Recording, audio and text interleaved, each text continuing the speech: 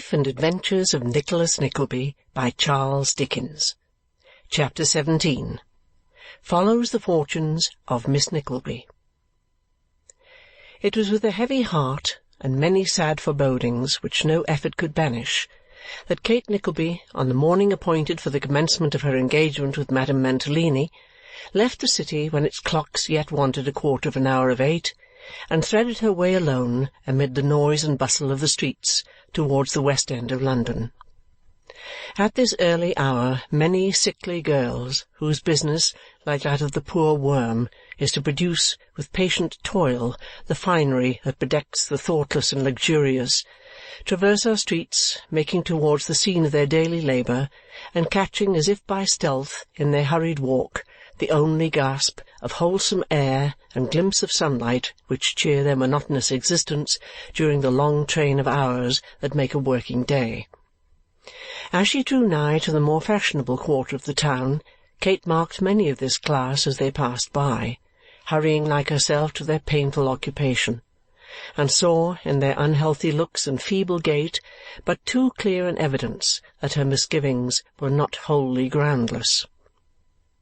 She arrived at Madame Mantalini's some minutes before the appointed hour, and after walking a few times up and down in the hope that some other female might arrive and spare her the embarrassment of stating her business to the servant, knocked timidly at the door, which, after some delay, was opened by the footman, who had been putting on his striped jacket as he came upstairs and was now intent on fastening his apron. "Is Madame Mantalini in?" faltered Kate.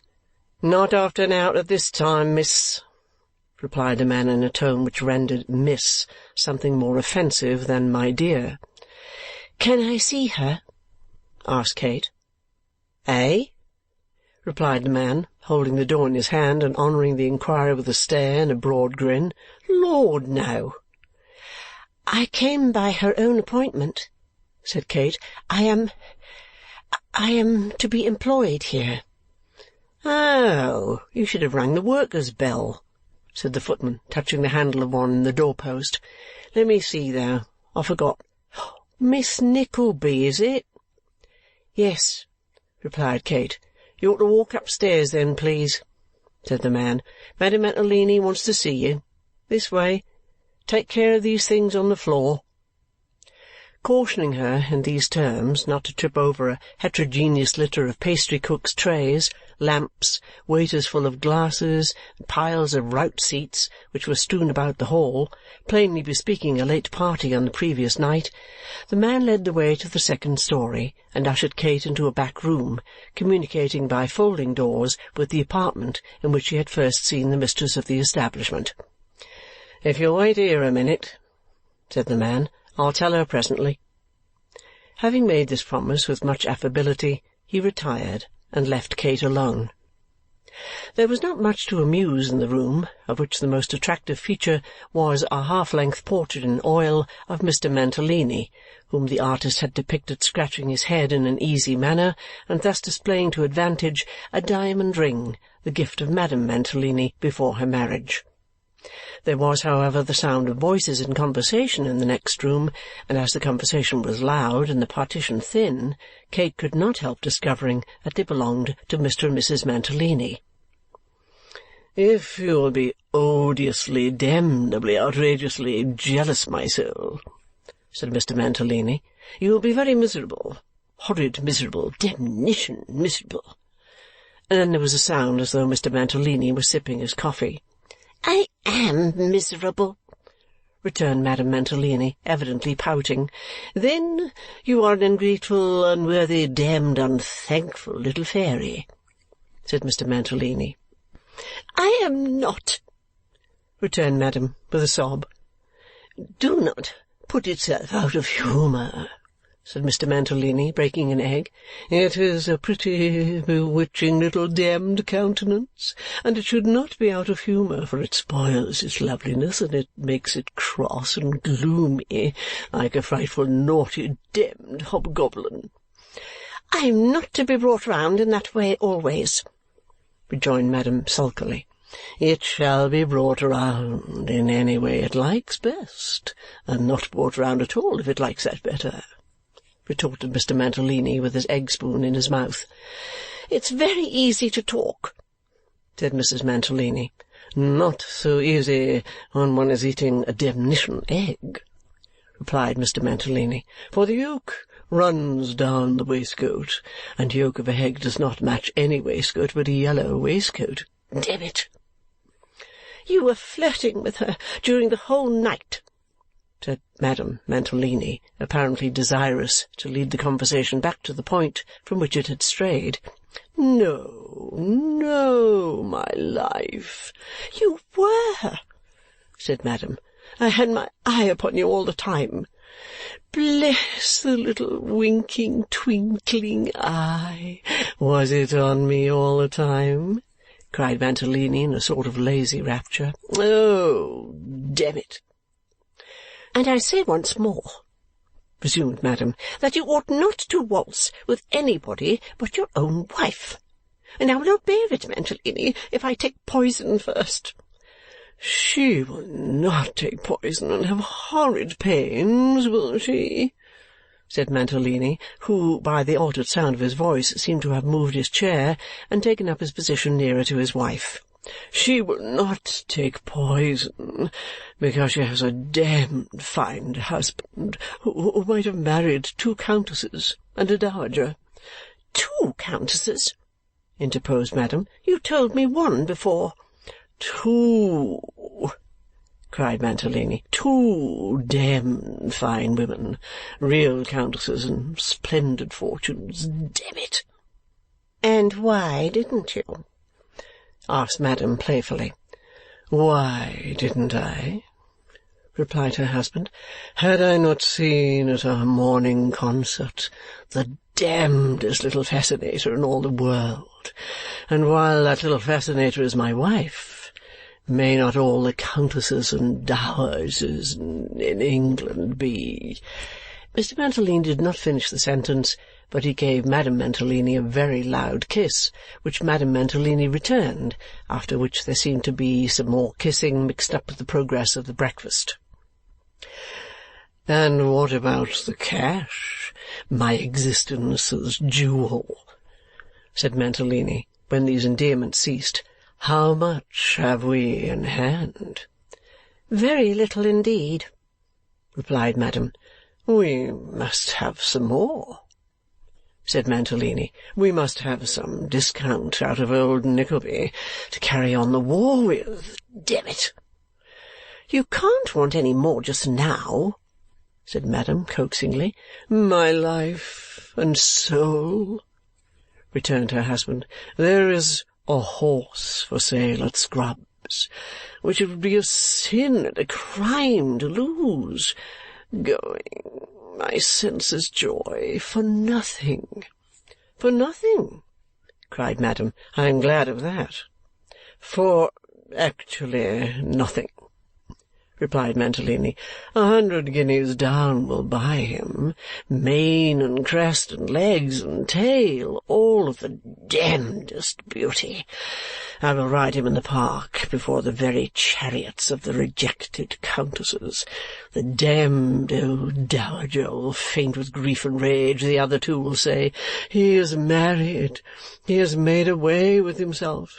It is a damned thing. It is all up.' They will hate each other damnably and wish you dead and buried. Ha, ha, ha! Damn it!" Madame Mantalini's prudence, if she had any, was not proof against these triumphal pictures. After a little jingling of keys, she observed that she would see what her desk contained, and rising for that purpose, opened the folding door and walked into the room where Kate was seated. "Dear me, child!" exclaimed Madame Mantalini, recoiling in surprise. "How came you here?" "Child!" cried Mantalini, hurrying in. "How came— oh, damn it! How do you do?" "I have been waiting here for some time, ma'am," said Kate, addressing Madame Mantalini. "The servant must have forgotten to let you know that I was here, I think." "You really must see to that man," said Madame, turning to her husband. "He forgets everything." I will twist his damned nose off his countenance for leaving such a very pretty creature all alone by herself," said her husband. "Mantalini," cried Madame, "you forget yourself." "I don't forget you, my soul, and never shall, and never can," said Mantalini, kissing his wife's hand and grimacing aside to Miss Nickleby, who turned away. Appeased by this compliment, the lady of the business took some papers from her desk, which she handed over to Mr. Mantalini, who received them with great delight. She then requested Kate to follow her, and after several feints on the part of Mr. Mantalini to attract the young lady's attention, they went away, leaving that gentleman extended at full length on the sofa with his heels in the air and a newspaper in his hand. Madame Mantalini led the way down a flight of stairs and through a passage to a large room at the back of the premises, where were a number of young women employed in sewing, cutting out, making up, altering, and various other processes known only to those who are cunning in the arts of millinery and dressmaking.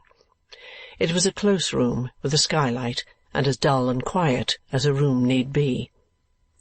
On Madame Mantalini calling aloud for Miss Nagg, a short, bustling, overdressed female full of importance presented herself, and all the young ladies, suspending their operations for the moment, whispered to each other sundry criticisms upon the make and texture of Miss Nickleby's dress, her complexion, cast of features, and personal appearance, with as much good breeding as could have been displayed by the very best society in a crowded ball-room. "Oh, Miss Nagg," said Madame Mantalini, "this is the young person I spoke to you about." Miss Nagg bestowed a reverential smile upon Madame Mantalini, which she dexterously transformed into a gracious one for Kate, and said that certainly, although it was a great deal of trouble to have young people who were wholly unused to the business, still she was sure the young person would try to do her best, impressed with which conviction she, Miss Nagg, felt an interest in her already. "I think that for the present, at all events, it will be better for Miss Nickleby to come into the show-room with you and try things on for people," said Madame Mantalini. "She will not be able for the present to be of much use in any other way, and her appearance will—" "Suit very well with mine, Madame Mantalini," interrupted Miss Nagg. "So it will, and to be sure I might have known that you would not be long in finding that out, for you have so much taste in all those matters that really, as I often say to the young ladies, I do not know how, when, or where you possibly could have acquired all you know. Miss Nickleby and I are quite a pair, Madame Mantalini, only I am a little darker than Miss Nickleby, and I think my foot may be a little smaller. Miss Nickleby, I am sure, will not be offended at my saying that when she hears that our family always have been celebrated for small feet ever since our family had any feet at all. Indeed, I think. I had an uncle once, Madame Mantalini, who lived in Cheltenham, and had a most excellent business as a tobacconist, who had such small feet that they were no bigger than those which I usually join to wooden legs, the most symmetrical feet, Madame Mantalini, that even you can imagine." "They must have had something of the appearance of club feet, Miss Nagg," said Madame. "Well, now, that is so like you," returned Miss Nagg. "Of club feet. Oh, very good. As I often remark to the young ladies. Well, I must say, and I do not care who knows it, of all the ready humour I ever heard anywhere, and I have heard a good deal, for when my dear brother was alive I kept house for him, Miss Nickleby. We had to supper once a week or two 3 young men highly celebrated in those days for their humour, Madame Mantalini. Of all the ready humour, I say to the young ladies, I ever heard, Madame Mantalini's is the most remarkable. It is so gentle, so sarcastic, and yet so good-natured, as I was observing to Miss Simmons only this morning, that how, or when, or by what means she acquired it, is to me a mystery indeed." Here Miss Nagg paused to take breath, And while she pauses, it may be observed, not that she was marvellously loquacious and marvellously deferential to Madame Mantalini, since these are facts which require no comment, but that every now and then she was accustomed, in the torrent of her discourse, to introduce a loud, shrill, clear "Him," the import and meaning of which was variously interpreted by her acquaintance, some holding that Miss Knag dealt in exaggeration, and introduced the monosyllable when any fresh invention was in course of coinage in her brain, others that when she wanted a word she threw it in to gain time, and prevent anybody else from striking into the conversation. It may be further remarked that Miss Knag still aimed at youth, although she had shot beyond it years ago, and that she was weak and vain, and one of those people who are best described by the axiom that you may trust them as far as you can see them, and no farther.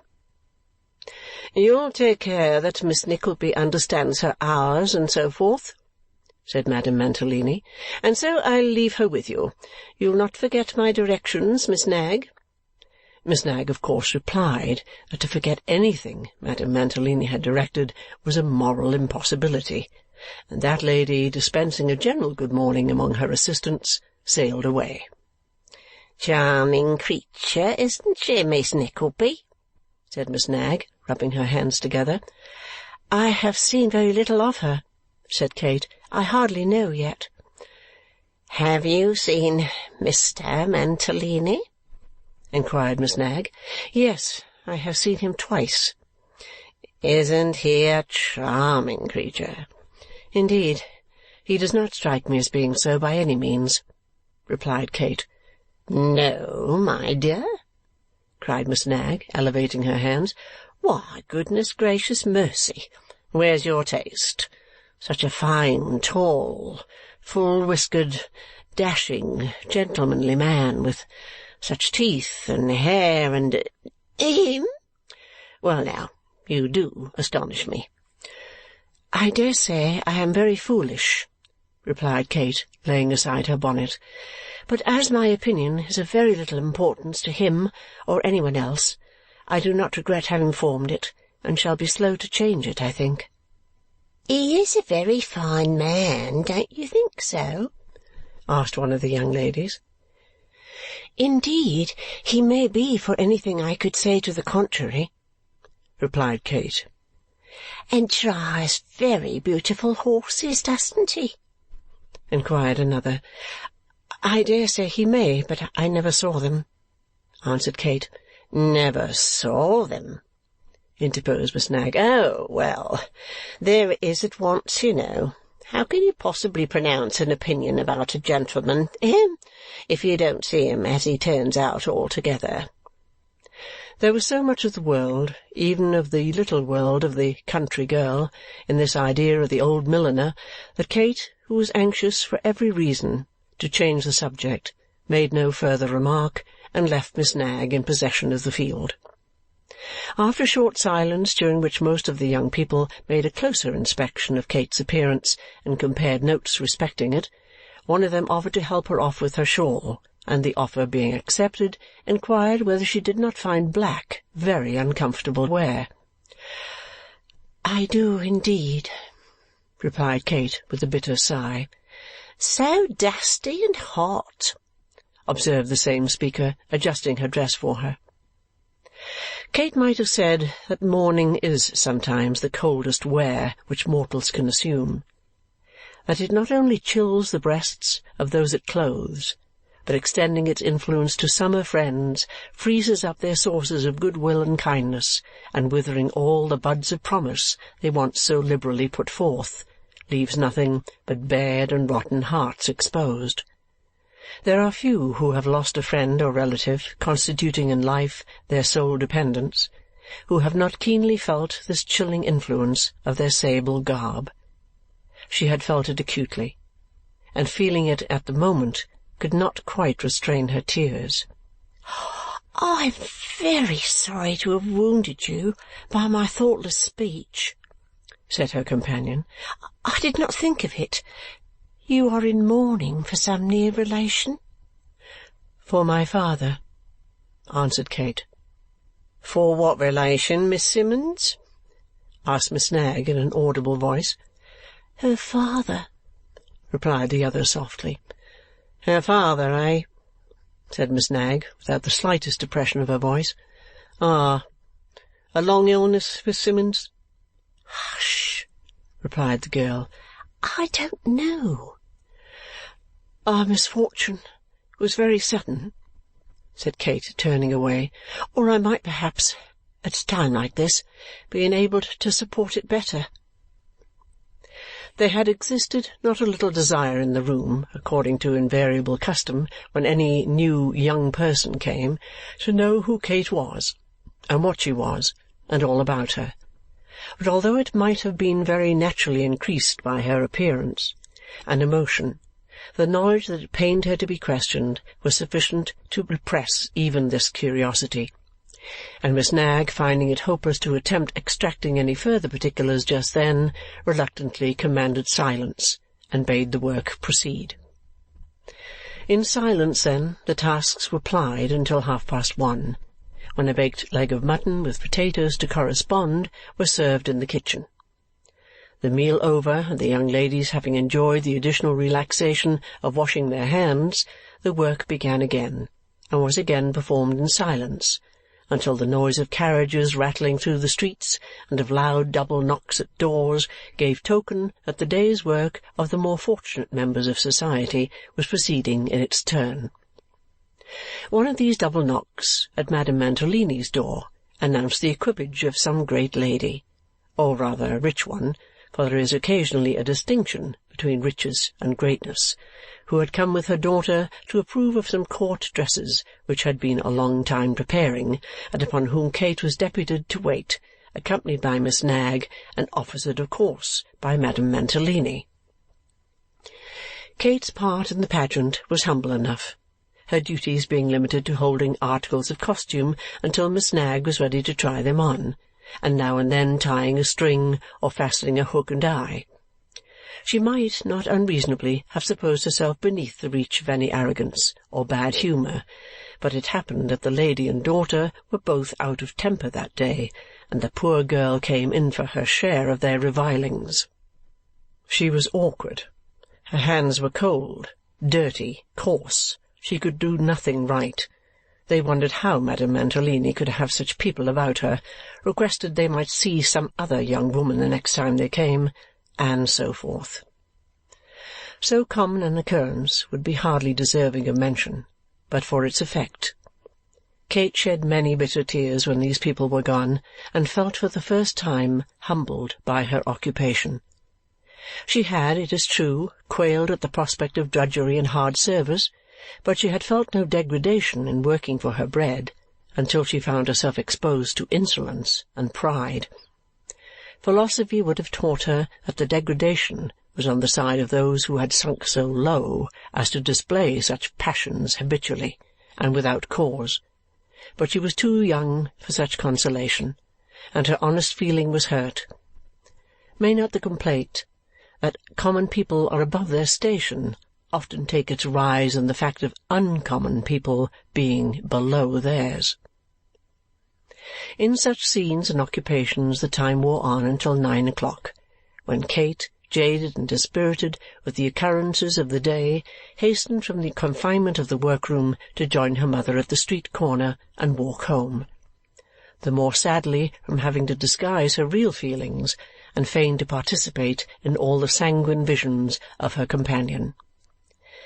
"Bless my soul, Kate," said Mrs. Nickleby, "I've been thinking all day what a delightful thing it would be for Madame Mantalini to take you into partnership. Such a likely thing, too, you know.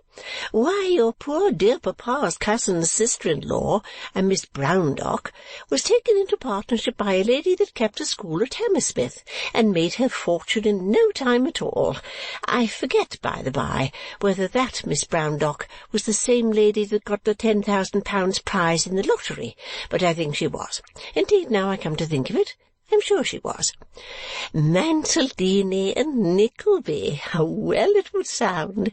And if Nicholas has any good fortune, you might have Dr. Nickleby, the headmaster at Westminster School, living in the same street." "Dear Nicholas!" cried Kate, taking from her reticule her brother's letter from Dotheboys Hall. "In all our misfortunes, how happy it makes me, mamma, to hear he is doing so well, and to find him writing in such good spirits. It consoles me for all we may undergo, to think that he is comfortable and happy." Poor Kate! She little thought how weak her consolation was, and how soon she would be undeceived. Chapter 17